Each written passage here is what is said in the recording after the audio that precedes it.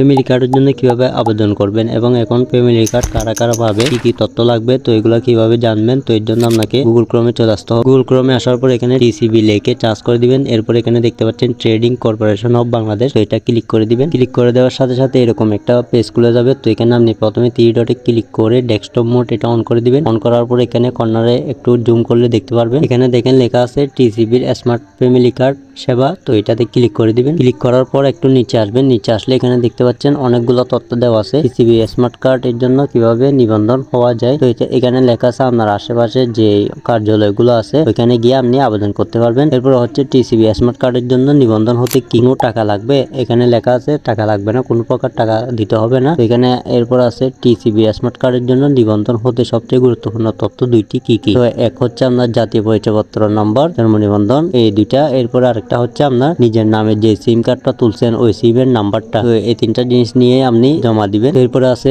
এক পরিবারে কতজন, এক পরিবারের একজনই এই কার্ডটা বানাইতে পারবে, এই কার্ডটার জন্য আবেদন করতে পারবেন। এরপরে হচ্ছে টিসিবির স্মার্ট কার্ড কখন এবং কোথায় থেকে সংগ্রহ করা যাবে। তো এটা হচ্ছে আপনার স্মার্ট কার্ডের আপনি যেখান থেকে আবেদন করছেন ওই নাম্বারটার মধ্যে আপনার মেসেজ বা কলের মাধ্যমে জানিয়ে দেওয়া হবে, তারিখ কোথায় দিবে, কত তারিখ, ওইগুলো জানিয়ে দেওয়া হবে। তো আপনি চাইলে আবেদন করতে পারেন। এখনো যদি আবেদন করে না করে থাকেন, যদি চান তাহলে আবেদন করতে পারবেন আপনার আশেপাশে কার্যালয়ে গিয়ে। এই ধরনের আরো তথ্য পাওয়ার জন্য এই চ্যানেলটি সাবস্ক্রাইব করে রাখুন। এই ভিডিওটা ভালো লাগলে লাইক করেন, কমেন্ট করেন। ভালো থাকবেন, আল্লাহ হাফেজ।